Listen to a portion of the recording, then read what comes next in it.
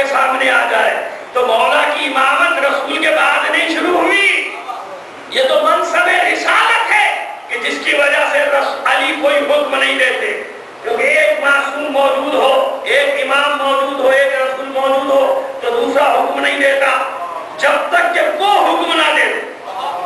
اگر وہ یہ کہے کہ علی یہ کہو تو علی کہیں گے، وہ یہ کہے علی جاؤ تو جائیں گے. علی نے کسی جنگ میں ایسا نہیں ہوا کہ دوسروں کو موقع نہ دیا. کہیں ایسا موقع ہے کہ علی نے موقع جو بات رہ جائے گی. جوان کا بڑا اچھا سوال آ گیا کہ قل ازواجک و بناتک و نساء المؤمنین. کوئی رسالہ چھپا ہے سیدھا راستہ، جو سیدھے راستے کا ہو تو سمجھ لیجیے کہ ٹیڑھا ہی ہوگا.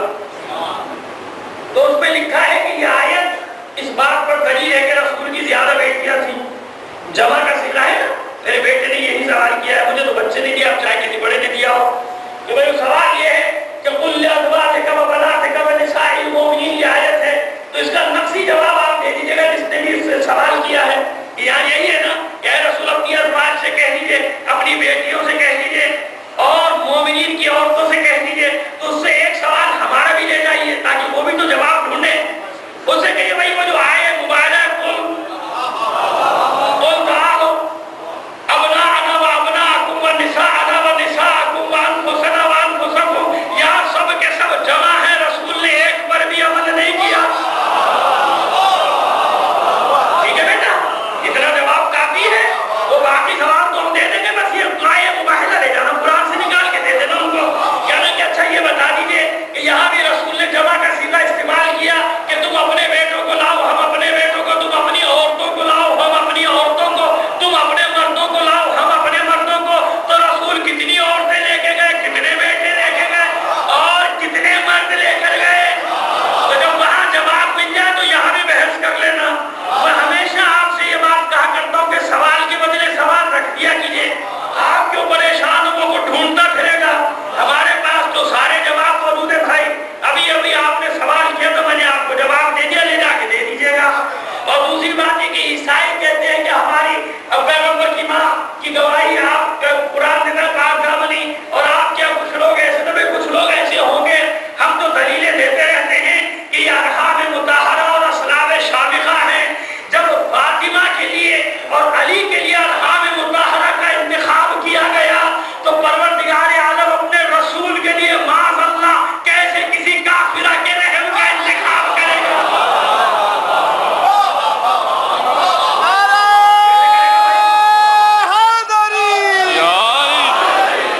بھائی عیسائی سے کہنا کہ بھائی تم ان سے بات کرو، ہم سے نہیں.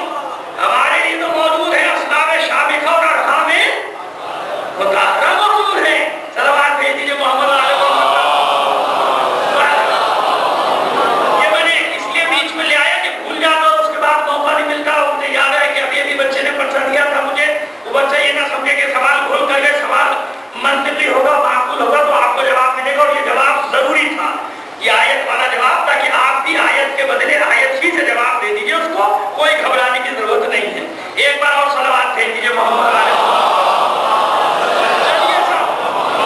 بات آگے بڑھی تو امامت کا اقرار کرنے والی سب سے پہلی خاتون کون؟ خدیجہ. سب سے پہلے رسول کا وصی ماننے والی کون؟ خدیجہ. رسول کا نائب ماننے والی کون؟ خدیجہ. رسول کا وزیر ماننے والی کون؟ خدیجہ. جب دعوت ذوالشیرہ میں اعلان کیا اور کسی نے نہیں مانا، علی اعلان کرتے ہیں کہا یہی علی میرا وزیر ہے، میرا وزیر ہے، میرا خلیفہ ہے، تم سب کو چاہیے کہ اس کی اطاعت کرو. تو جناب خدیجہ کو معلوم ہو گیا تھا کہ نہیں کہ رسول کا جانشین ہے. اگر کوئی واجب الاطاعت ہے تو وہ صرف اور صرف علی ہے، صرف اور صرف علی. اور رسول نے اعلان لے بھی لیا، اطاعت کا اقرار لے بھی لیا کہ یہ امام ہے. آپ یہ امام ہے. اب آ جائیے پھر دولت کی طرف چلتے کہ دولت خرچ کیسے ہو گئی. بھائی ایسے خرچ ہو گئی دولت، لوگوں کے قرضے اتارنے، مومنین کے قرضے اتارنے، سود در سود. وہ جو رکھتے تھے اپنا اٹھا کے کہ اب اتنے لاکھ ہو گیا، اب اتنے لاکھ ہو گیا، لہذا کام کرتے رہو، کھانے کو ملے گا بس، ورنہ زنجیریں ڈال کے چھڑا دیا جائے گا نجی جیلوں میں. پسند کسی کو نظر نہیں آتا. اور نیلی جیلیں کیا مدرسوں میں بھی زنجیریں ڈال دیا جاتا ہے. تو جب سے ہی وحشی بنا دیا جاتا ہے انہیں, وہ معاشرے سے انتقام لینے کے لیے خود کچھ بمبار بن کے نکل آتے ہیں جن کی نظروں میں انسانی جان کی کوئی اہمیت نہیں رہتی. یہ کمپلیکس کا شکار ہے, احساس کمتری کا, کہ لوگوں کو سڑکوں میں چلتا پھرتا دیکھتے ہیں, خود زنجیروں میں جھگڑے غاروں میں پڑے رہتے ہیں. وہاں ان کو پالا جاتا ہے, لہٰذا ان